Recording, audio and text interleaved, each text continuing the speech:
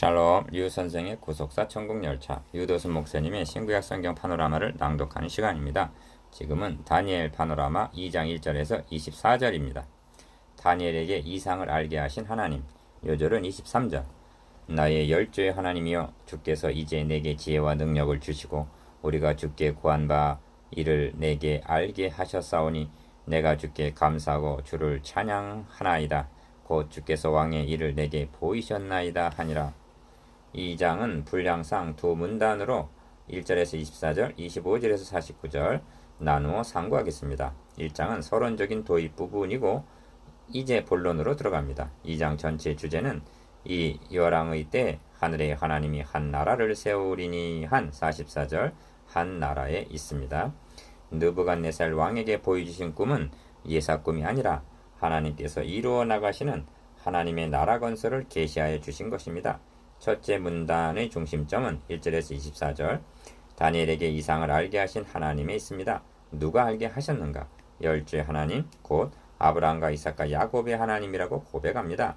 이는 구속사의 맥락에서 다니엘서를 이해하는 데 중요한 길잡이가 됩니다. 왕이 꿈을 꾸고 번민하는 중에 바벨론의 술객들이 꿈과 해석을 보이지 못하여 모두 죽임을 당할 처지에 놓였을 때, 즉 절망적인 때 열주의 하나님이 다니엘에게 알게 해 주셨다는 것입니다. 23절. 그러므로 열주의 하나님을 찬양하는 것입니다. 왕이 어떤 꿈을 꾸었기에 꿈과 해몽을 내게 알게 하라 하고 유례가 없는 주문을 술객들에게 하고 있는 것일까? 이를 두 단원으로 나누어 상고하겠습니다. 첫째 단원 1절에서 13절 꿈을 꾸고 번민하는 왕. 둘째 단원 14절에서 24절 열주의 하나님을 찬양함. 첫째 단원 1절에서 13절 꿈을 꾸고 번민하는 왕. 느부갓네살이 위에 있은 지 2년에 꿈을 꾸고 그로 인하여 마음이 번민하여 잠을 이루지 못한지라. 1절 1. 첫째 단원의 중심점은 꿈을 꾸고 번민하는 왕에 있습니다. 꿈은 누구에게 있는 일이지만 느부갓네살의 꿈은 그 내용으로 볼 때 역사를 주관하시는 하나님께서 앞으로 전개될 역사를 꿈이라는 방편을 통해서 계시하신 것으로 보아야만 합니다.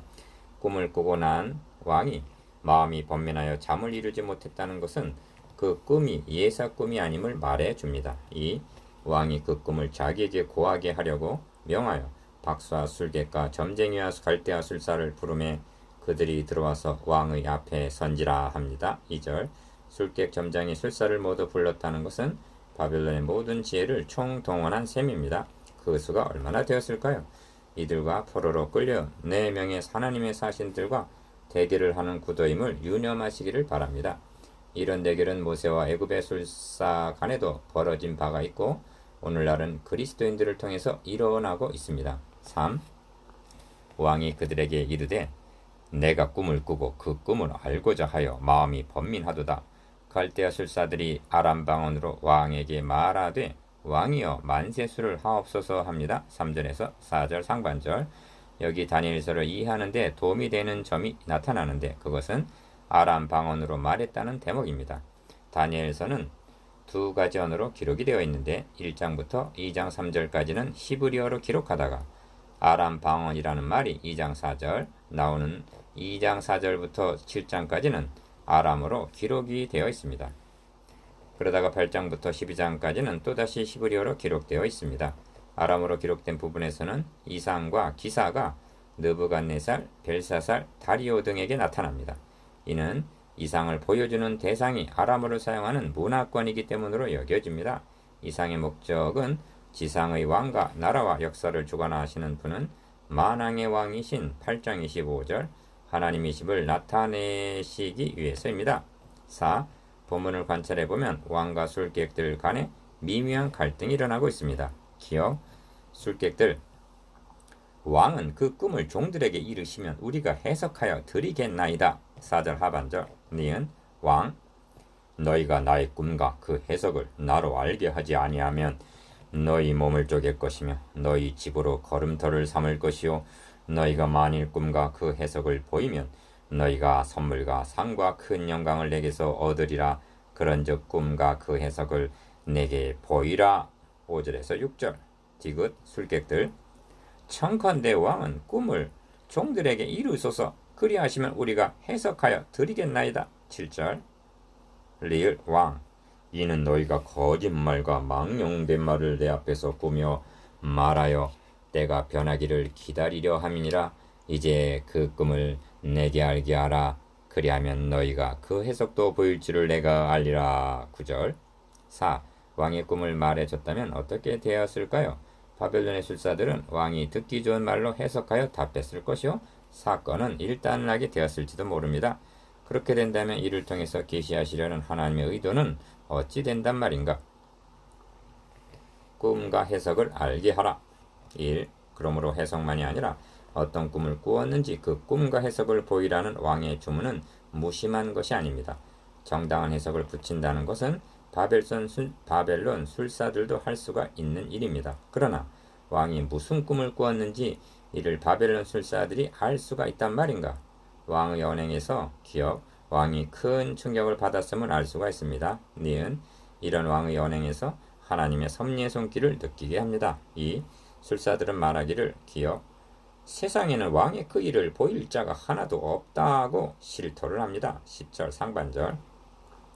이 말은 자신들의 거짓됨을 인정하는 자백이요, 니은, 육체와 함께 거하지 아니하는 신들 외에는 왕 앞에 그것을 보일 자가 없나이다 하는 말은 11절. 하나님만이 알게 하실 수가 있다고 부지 중에 하나님을 인정하는 말이 되어 다니엘의 등장을 예시해 줍니다. 3. 왕이 이로 인하여 진노하고 통분하여 바벨론 모든 박사를 다 멸하라 명하니라. 12절. 기억, 왜 진노했을까요? 그동안 저들에게 속았기 때문일 것입니다. 그러면 왜 통분하였을까요? 니은, 불가능이 없는 줄로 알았던 바벨론의 무력함을 목도했기 때문이 아니겠습니까? 이제 누가 등장할 차례인가? 왕의 명령이 내림에 박사들은 죽게 되었고 다니엘과 그 동무도 죽이려고 찾았더라 합니다. 13절. 저들은 죽이려고 찾았으나 하나님은 자신의 사신으로 하여금 느부갓네살과 대면케 하시려고 등장을 시키시려는 것입니다. 옛날 요셉이 바로 앞에 등장하듯 말입니다. 둘째 단은 14절에서 24절. 열주의 하나님을 찬양함. 이에 이 은밀한 것이 밤에 이상으로 다니엘에게 나타나 보임에 다니엘이 하늘에 계신 하나님을 찬송하니라. 19절. 1. 다니엘은 명철하고 슬기로운 말로 14절 박사들을 죽이러 나가는 시위대 장관 아리옥에게 말합니다. 왕의 명령이 어찌 그리 급하뇨. 15절. 기한하여 주시면 왕에게 그 해석을 보여드리겠나이다 하니라. 16절. 2. 이에 다니엘이 자기 집으로 돌아가서 그 동무 하나냐와 미사엘과 아사랴에게 그 일을 구하고 하늘에 계신 하나님이 이 은밀한 일에 대하여 공의히 여기사 자기 다니엘과 동무들이 바벨론의 다른 박사와 함께 죽임을 당치 않게 하기를 그들로 구하게 하니라 합니다. 17절에서 18절. 3. 이에 이 은밀한 것이 밤의 이상으로 다니엘에게 나타나 보임에 다니엘이 하늘에 계신 하나님을 찬송하니라 합니다. 19절. 20절에서 23절까지는 다니엘의 찬양하는 내용인데 여기가 본 단원의 중심점입니다. 기억, 영원 무궁히 하나님의 이름을 찬송할 것은 지혜와 권능이 그에게 있음이로다 합니다. 20절. 하나님께서 알게 해주신 것은 꿈만이 아니라 해석까지 알게 해주셨습니다. 이를 깨달은 다니엘이 지혜와 권능의 하나님으로 찬양하고 있는 것은 이 꿈이 하나님께서 느부갓네살에게 호일에 될 일을 알게 하시기 위한 28절 것임을 인식했기 때문입니다. 니은, 그는 때와 기한을 변하시며 왕들을 폐하시고 왕들을 세우시며 지혜자에게 지혜를 주시고 지식자에게 총명을 주시는도다 합니다. 21절. 디귿, 그는 깊고 은밀한 일을 나타내시고 어두운 데 있는 것을 아시며 또 빛이 그와 함께 있도다 합니다. 22절. 리을, 나의 열조의 하나님이여 주께서 이제 내게 지혜와 능력을 주시고 우리가 주께 구한 바 이를 내게 알게 하셨사오니 내가 주께 감사하고 주를 찬양하나이다 합니다. 23절. 나의 열조의 하나님이여. 1. 찬양의 핵심은 나의 열조의 하나님이라 부르는 데 있습니다. 이를 구속사라는 맥락에서 보면 열조의 하나님이란 아브라함과 이삭과 야곱의 하나님을 염두에 두고 하는 말이요, 하나님께서 아브라함, 이삭, 야곱에게 너의 자손으로 말미암아 천하 만민이 복을 얻으리라 하고 세워주신 메시아 언약의 하나님이라는 고백이기 때문입니다. 이스라엘은 이 언약 위에 세워진 언약 백성입니다. 2. 엘리야도 갈멜산 기도에서 절체절명의 순간에 아브라함과 이삭과 이스라엘의 하나님 여호와여 하고 열왕기상 18장 36절 부르고 있습니다. 이런 언약 백성들이 어찌하여 북쪽은 아수르에 남쪽은 바벨론에 붙임 바 되었는가?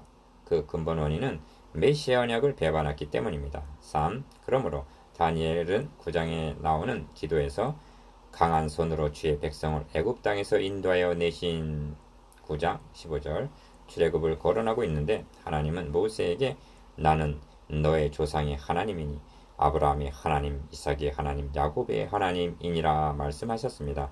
출애굽기 3장 6절 하나님 열조에게 세워지신 그 언약을 지키시기 위해서 모세에게 나타나셨으며 하나님은 언약하신 대로 유월절 어린 양의 피로 구속하여 내셨던 것입니다. 그런데 언약 백성들인 이스라엘은 이를 망각하고 다른 신을 섬기는 반역을 한 것입니다.